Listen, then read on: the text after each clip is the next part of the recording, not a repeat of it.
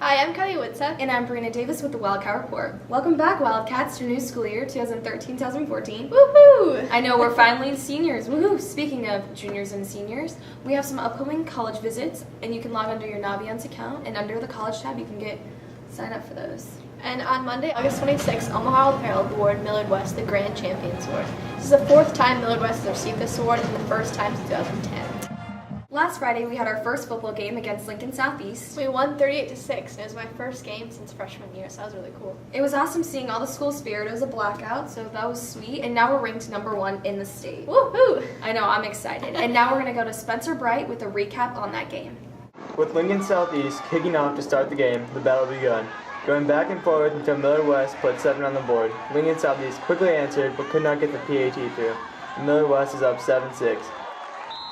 In the second quarter, the Knights started to score, but Harrison Phillips stepped up huge with a sack, forcing them to punt. With about 2 minutes left in the half, Rossstraw runs a touchdown and puts Millard West up 14-6. With under a minute, Rossstraw runs another touchdown in to end the half 21-6. Quickly in the third quarter, Rossstraw throws a 35-yard pass to Skylar Monahan, putting the Wildcats up 28-6. Danny Sandoz then puts a 25-yard field goal about 2 minutes later through the uprights, ending the third quarter 31-6.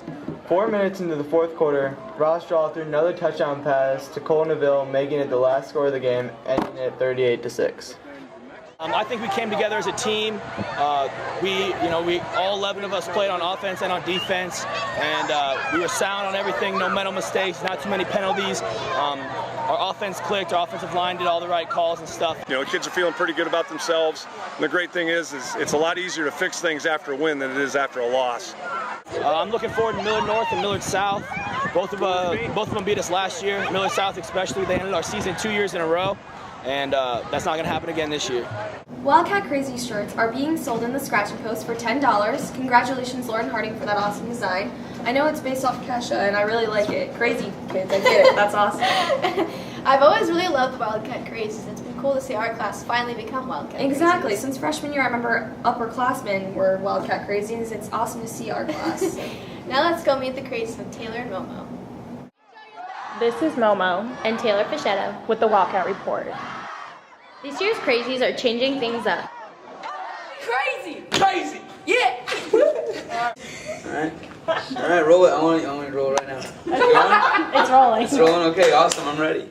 The Wildcat Crazies expressed their opinions on the selection process this year. I also kind of like the idea of students voting like they do for homecoming and prom. I think that'd probably be a bit better because the students are the ones that are ultimately getting excited, and they're the ones that are making the cheers real loud, and everyone's hearing it. I thought it was difficult. I think we should have definitely had an audition to make it easier to decide who the Crazies were and to really show your personality, because I feel like an application wouldn't really determine like how a person acts.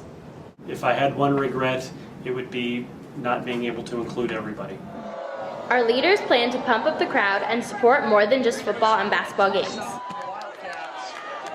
The commitment, I think, is going to be very different this year. Last year, you had people that showed up to 4 or 5 football games, and then after that, they didn't show up, and there was like 1 or 2 crazies at every other basketball game and things like that. I think this year it's going to be more of a family, and it's going to be a lot more commitment to games. We're going to start going to girl games and more away games, so I think it's going to be.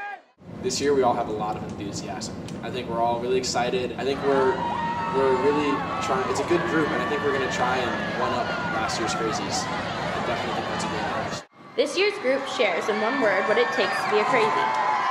Energy. A lot of energy. To be crazy, pretty self-explanatory. Probably need a lot of spirit.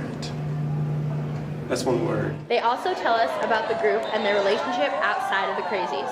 And I know everyone just a little bit, closer to some than the others. Their family. We're looking forward to see what they're going to bring to the table this year. This has been Momo and Taylor Fischetto with the Wildcat Report. On August 28th, Kaylin Trudoff shot a double eagle on a par 5 in the Titan Invite.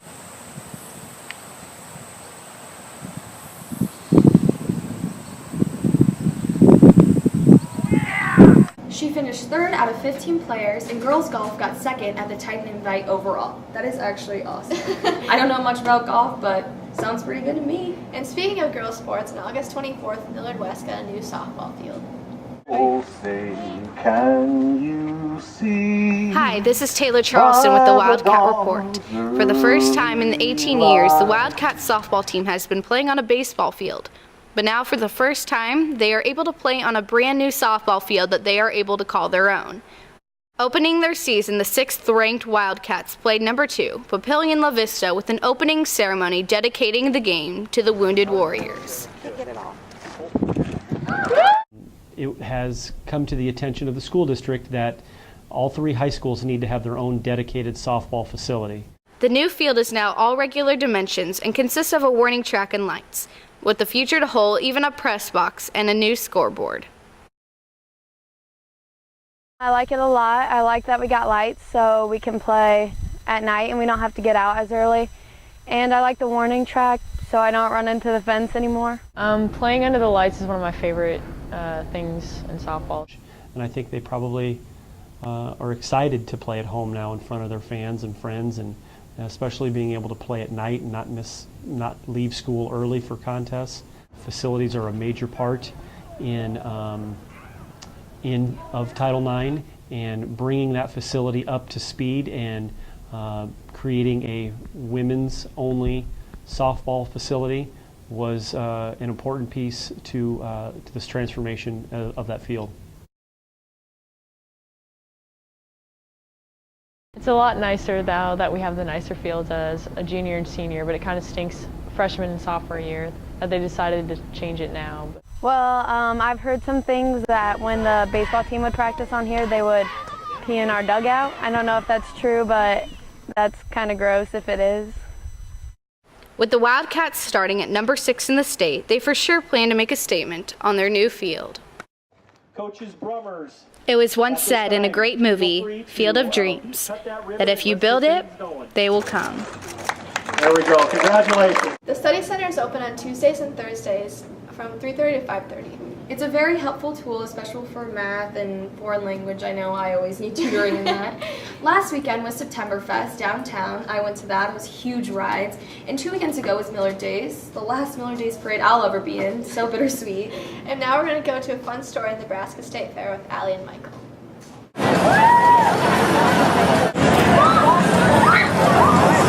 Screams, laughter, and giant stuffed animals abounded at the Nebraska State Fair from August 23rd to September 2nd. Never short on excitement, the fair hosted a variety of attractions. We came to eat some good, unhealthy food. Yeah, and I do appreciate a good ride here and there. I think they have a lot of really good entertainment this year, so we're going to 3 of the concerts. The Nebraska State Fair is all about providing the thrill of it all. That means concerts by Kelly Fickler, Trace Adkins, Toby Mac, Leonard Skinner, and the band Chicago. We're going to the Eli Young Band and then Leonard Skinner. In addition, the fair featured better than ever rides from a new Midway vendor and dozens of food options. While some attendees savored infamous fair cuisine, well, I had a big turkey leg about that big, though. Others savored past fair memories. I came with a friend once, and we were playing one of the games, and I collect like fake roses from important times, and I don't know why, but he played the little balloon pop, and he won me a rose, so. The carnival-like atmosphere and concerts weren't the only features that drew people in, though. People brought livestock, tractors, and horses to show off in contests and shows throughout the fair.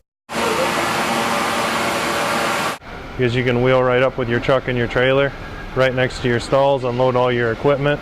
We have to carry a lot of equipment with us. Although it was the 144th State Fair, this was only the second time it had been held in Grand Island. The fair made the jump out west from Lincoln in order to accommodate more residents of western Nebraska.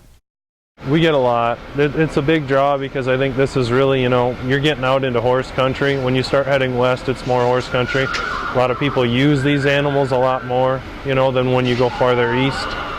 I think that this is set up a lot nicer. The parking is better, although it's kind of cluttered. The parking is still a lot better. I think that everything is a closer vicinity as it was not in Lincoln, so it's easier and accessible to people to get around. Whether they traveled 10 minutes or 3 hours to get to the State Fair, everyone left with something that they didn't have before. We make memories every year. A group of students were chosen to do this MMA fighting, and our own reporter Mitch Gross has a story. On August 3rd of 2013, David Sept was set to face off against Garrett Holub in a mixed martial arts fight in Immokalee, Florida. Mixed martial arts, or MMA, is a mixture of many different martial arts styles such as boxing, wrestling, judo, karate, and jiu-jitsu. David and Garrett are very different fighters because both men have disabilities. David Sept was born with cerebral palsy in the left side of his body, and Garrett Holub has Down syndrome. The FLA, or Florida Athletic Commission, dropped a cease and desist order only moments before the two were supposed to fight. The MMA community was shocked by the events. The question still hangs over everyone's heads. Was this an act of disability discrimination from the Florida Athletic Commission? We are still yet to receive an answer. March 31st at Ring Wars was my first kickboxing fight. I've done a couple jiu-jitsu fights before that. You know, anybody that, you know, goes to the gym, trains martial arts, and puts the time in should have the right to compete and perform and show off what they've been training for the last couple of weeks, months, and years.